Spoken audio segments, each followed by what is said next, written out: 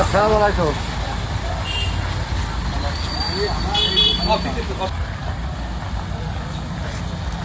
ভালো আছো?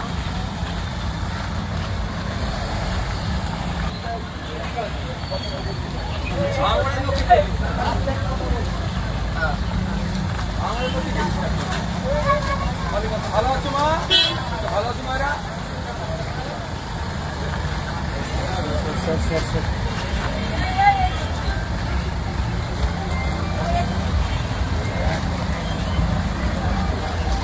ভালো আছেন? আসসালামু আলাইকুম।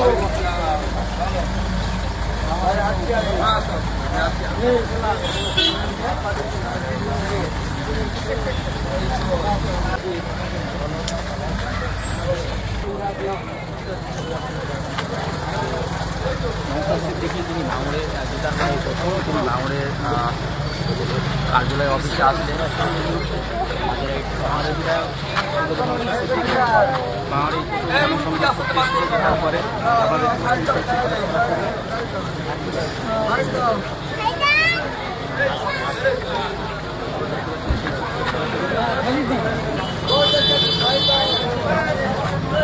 আমাদের ভালো আছো?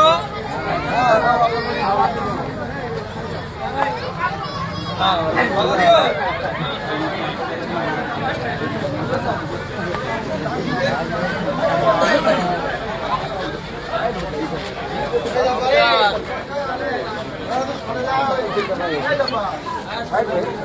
इधर बीच में कौन जा रहे हैं?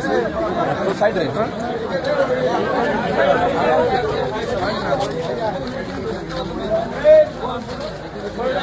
भाई, साइड आ जा, साइड आ जा, साइड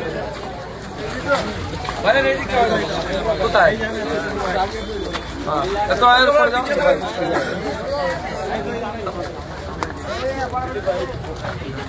ভালো আছো মায়েরা?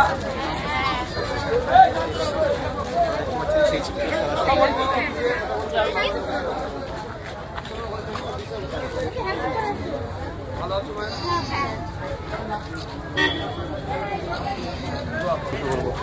পুরো হিংসা রাখবো না। আমার ছেলেও যদি হিংসা করে তাকেও দল থেকে বাদ দেবো। আমার সাথ দেবে তো তোমরা? হ্যাঁ, তা আমার ছেলেরাও যদি হিংসা করে তাকে দল থেকে বাদ দেবো। ভোটটা করবে দেবে তো? তোমরা কি চাও? হিংসা মুক্ত চাও? অবশ্যই। কারও হিংসা চলবে না। আইএসএফ এর যদি ঝান্ডা ধরে হিংসা করে তাকে বাদ করতে হবে।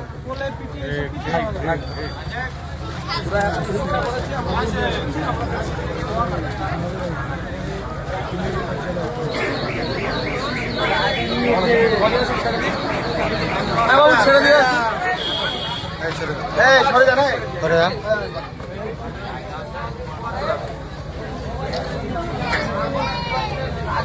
এখন তুমি একটু দাঁড়াও, নিচে দাঁড়াচ্ছিল।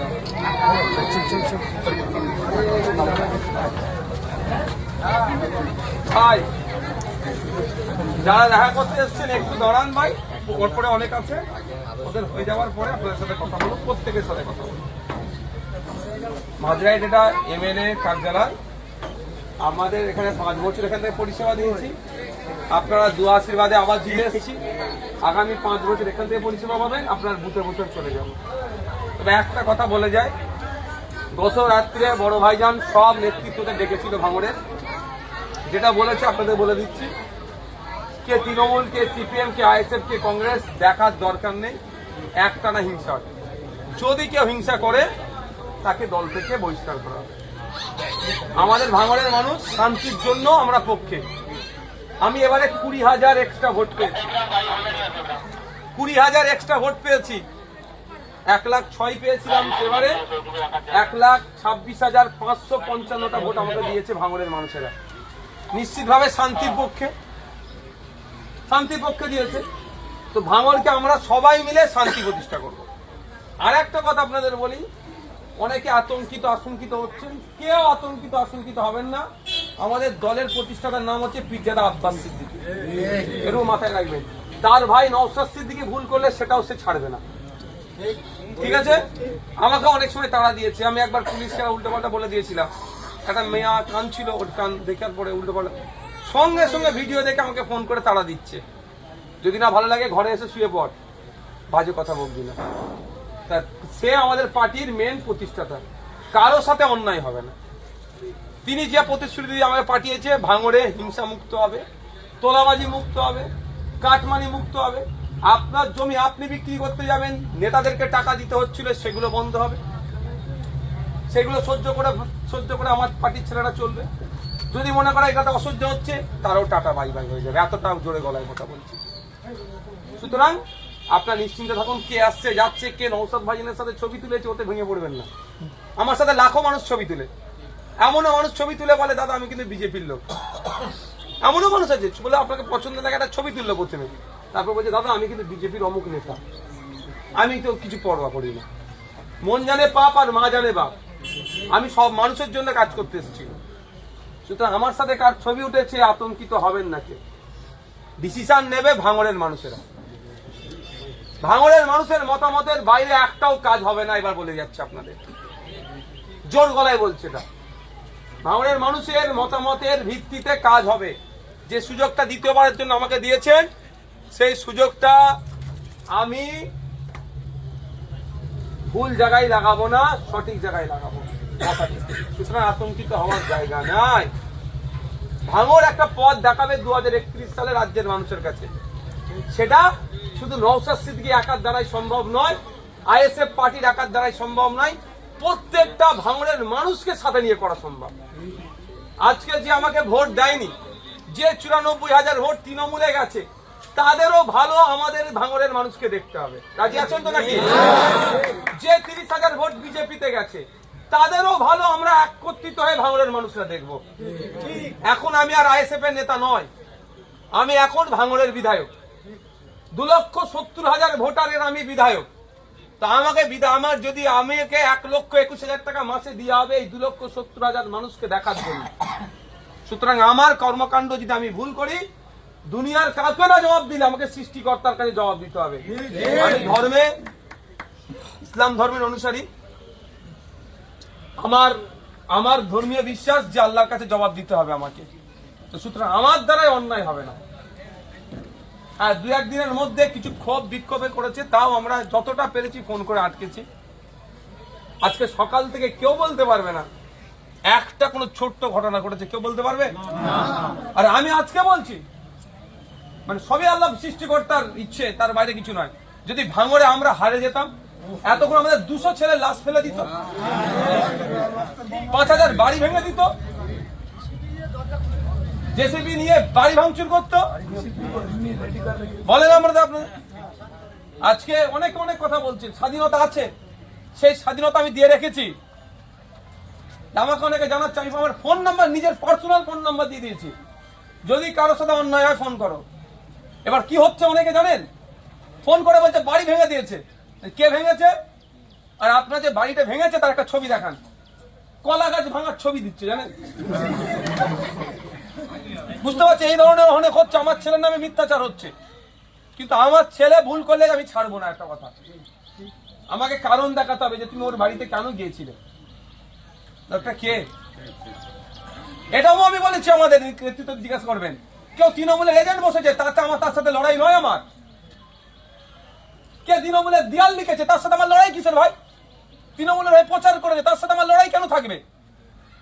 বিজেপির হয়ে দেয়াল লিখেছে, বিজেপির হয়ে প্রচার করেছে, তার সাথে তার লড়াই নয়, সে তার রাজনীতি করেছে। লড়াই হচ্ছে যে গরিব মানুষের কাছ থেকে 20,000 টাকার কাটমানি নিয়েছে, তার সাথে আমার লড়াই। তার ওই 20,000 টাকা আমি বার করবো, ওই গরিব মাকে আবার 20,000 টাকা তুলে দেবো বার করে। এই লড়াইটা আমি লড়বো। আমার সাথ দেবেন তো আপনারা? এই লড়াইটা লড়বো আমি।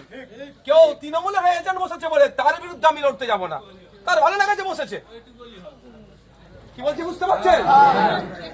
এই কাটমানি, রাস্তাতে কাটমানি খাচ্ছে, এ করছে, এইগুলো বার করবে, এই লড়াই আমি চালাবো। আপনাদের সাথ আমি চাই, রাজি আছে? আর এর মধ্যে যদি কেউ শস্যের মধ্যে ভূত ঢুকে যায়, সে খুঁজে বার করাটাও আপনাকে আমার দায়িত্ব। কারণ গাঁটের টাকা খরচ করে ভাই আমরা পার্টি করেছি, বন্দুকের সামনে দাঁড়িয়ে আমরা লড়াই করেছি। পঞ্চায়েত নির্বাচনে আমার 3টে ভাই শহীদ হয়েছে, আমার ভাইয়ের একটা পা এখনো কাটা আছে। এত আত্মত্যাগ, জেল খাটিয়েছে আমাদেরকে, পুলিশের তাড়া কাটিয়ে আমরা মাঠে শুতে গিয়েছি, বৃষ্টিতে পানি হয়েছে সেইখানে মানে ঘুমাবার জায়গায় দাঁড়িয়ে সারা রাত কাটিয়েছি আমরা, কাটাইনি? আমার এখনো 3টে ভাই জেলে আছে। তাহলে আমরা এত কষ্ট করার পর একটা সুদিন ফিরছি, তো আপনারা ভাবলেন কি করে যে নেপই মারে দই করে দেবো তো ছেড়ে দেবে আব্বাস সিদ্দিকী? এটুকু বললে অনেকে প্রশ্ন করছে, ভাই না লেখালেখি করছে, আমি জানেন তারা এখন আমাকে আব্বাস সিদ্দিকী নওশাদ সিদ্দিকী তারা এখনো চিনতে পারেনি। তারা এখনো চিনতে পারেনি যে আব্বাস সিদ্দিকী নওশাদ সিদ্দিকীটা কেমন। আপনারা বলুন 5 বছরে অনেক এখানে এসেছেন সার্টিফিকেট নিয়ে গেছেন, এমনও ঘটনা আছে বাড়িতে সার্টিফিকেট পৌঁছে দিইনি আমরা। বলতে পারবে কেউ 1 টাকা নিয়েছি? আমি এখন বলছি আপনাদের, জিতেছি 4 তারিখ, 5 তারিখে আমার কাছে ফোন গেছে, সরি 6 তারিখে আমার কাছে ফোন গেছে, 5 তারিখ না 6 তারিখ মনে পড়ছে না, একদিন পরে ফোন গেছে আমার কাছে কোন কোম্পানি থেকে 2 কোটি টাকা দেবে বলছে আমাকে, 2 কোটি টাকা। বুঝতে পারছেন না, ম্যানেজ করার জন্য। কিন্তু আমি আপনাদের বলে যাই, আমি ভাঙড় থেকে 2 পয়সা নিয়ে যাওয়ার জন্য আসিনি। 1,37,00,000 টাকা বাড়ি থেকে নিয়ে এসে আমি আমার কোটা পূরণ করেছি সেই ছেলে। সুতরাং আমাকে টাকা দিয়ে কেউ কিনতে পারবে না। 10 লাখ 20 লাখ দেবে, আইএসএফ এর ঝান্ডা ধরে নেবে, কেউ মনে করবেন না আপনারা। আমার বুথ কমিটি আছে, অঞ্চল নেতৃত্বরা আছে, তাদের পরামর্শ ছাড়া কেউ আইএসএফ এ এন্ট্রি করতে পারবে না।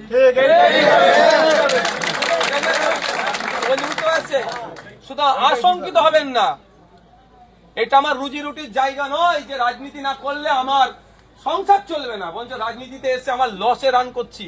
কিন্তু দৃষ্টান্ত তৈরি হয়েছে।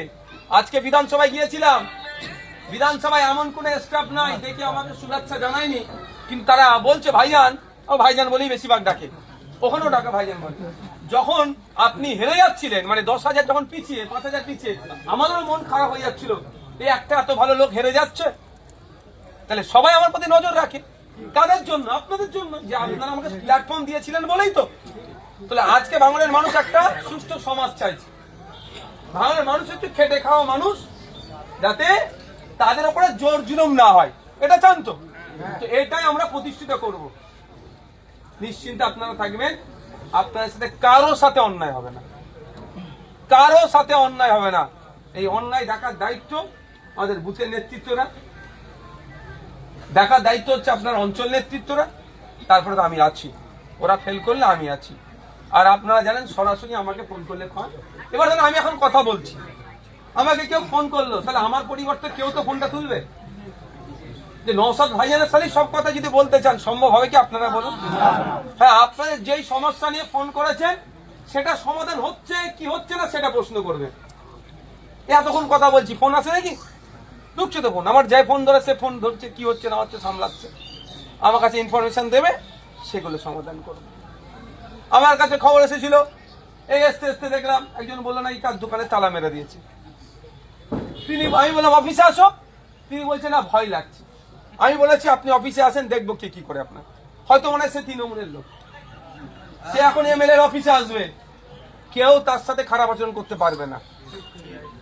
আমি তো নির্দ্বিধায় বলে এসছি, আমি তো জানি আমার মাঝে আমার আইএসএফ এর ভাইদেরকে, ভালোবাসার মানুষদেরকে, যে ভাইজানের কাছে যে কেউ আসতে পারে।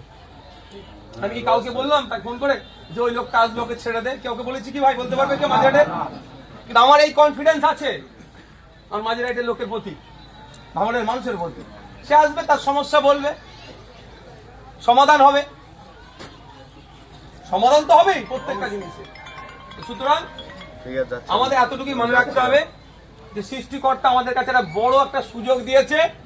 ভাঙড়কে যে 20-30 বছর ধরে ভাঙড় মানে মারামারি, ভাঙড় মানে হানাহানি, ভাঙড় মানে খুনোখুনি, ভাঙড় মানে খারাপ জায়গা, তার পরিবর্তনে তা আমরা কি চাইবো না?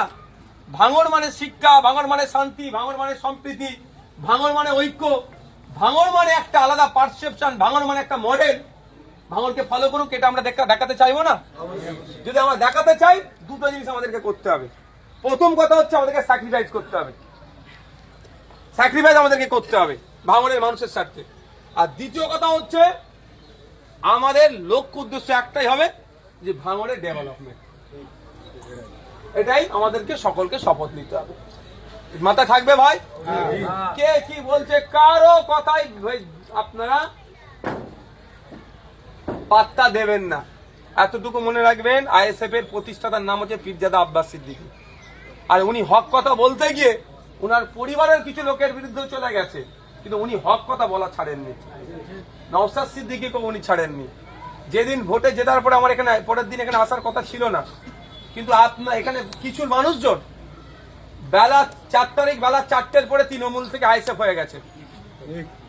4 তারিখ বেলা 4টের পরে নতুন আইএসএফ তৈরি হয়েছে। সেই ব্যাটাগুলো আমাদের ভালো মানুষদের মাথায় বিষ ঢুকিয়ে হিংসা করেছে। ভাইজান আমাকে তাড়া দিয়ে পাঠিয়েছে।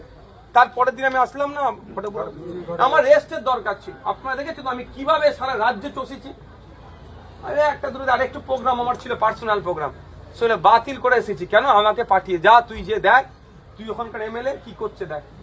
আমি যতটুকু খোঁজ নিলাম, পারিবারিক অশান্তি আইএসএফ কে সামনে রেখে সেটা হচ্ছে অন্যায়। আমি একটা কথা বলে দিয়েছি, আমাকে বলছে ভাই বিচার করে দেন। আমি বিচার আমি করতে পারবো না, তবে এতটুকু কথা বলতে পারি যে আইএসএফ এর ঝান্ডা লাগিয়ে তোমার জমি কেউ দখল করবে না। আমি করতেও দেবো না ভাই, আমি করতে দেবো না। তা রাজি আছেন তো? আমার সাথ দেবেন? পারিবারিক অশান্তি আছে, চলে যাও, কোর্টে যাও, প্রশাসন আছে, কাগজপত্র দেখবে, যার যেটা সেটা বুঝিয়ে দেবে। এতদিন তৃণমূল দখল করে রেখেছিল বলে তুমি এবার আইএসএফ এর ঝান্ডা লাগিয়ে দখল করলে, ওই দখল আমি করতে দেবো না। কাগজে যার হবে তার হবে। কাগজ আমি ভাই কত ক্ষমতা নেই আমার কাগজ চেক করার, প্রশাসন আছে।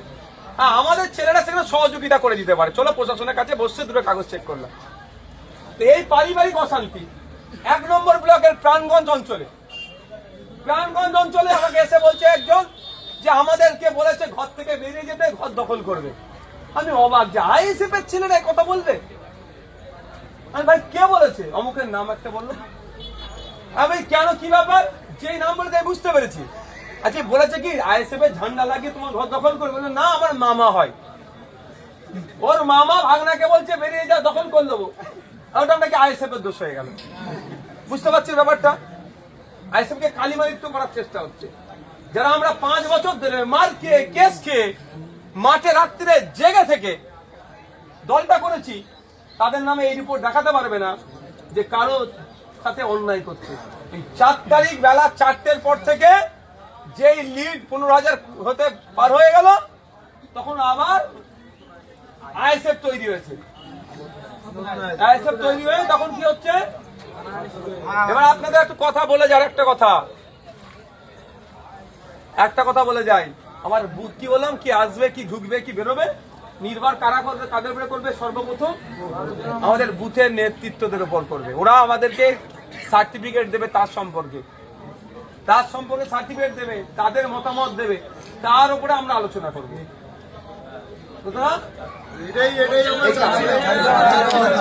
এইটাই আমরা করবো, এইটা আমরা করবো। নিশ্চিন্তে থাকুন।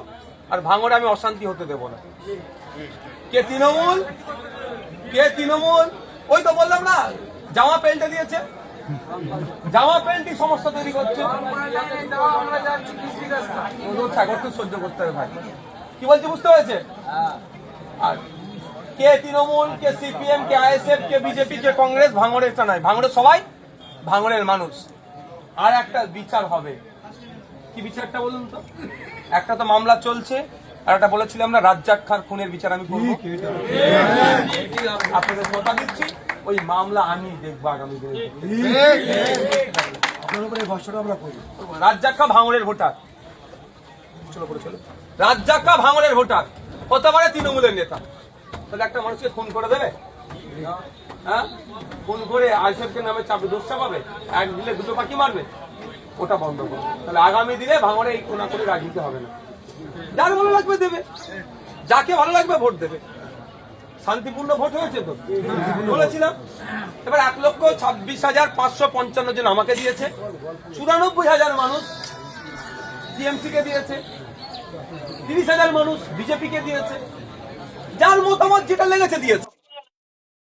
সকলে ভালো থাকবেন ভাই। উপরে আপনার যারা আছে তাদের কথা হয়ে যাওয়ার পর আপনারা উঠবেন। আপনাদেরকে ধন্যবাদ জানাই যে আপনারা আমার কথায় ভরসা রেখে দ্বিতীয়বারের জন্য আমাকে সুযোগ দিয়েছেন। সুযোগ যখন দিয়েছেন, আমি আপনাদের আবারও কথা দিচ্ছি, ভাঙড়ের কাজ হবে, ভাঙড় চলবে, ভাঙড়ের মানুষের মতামতের ভিত্তিতে অন্য কারো কথাই ভাঙড় চলবে না।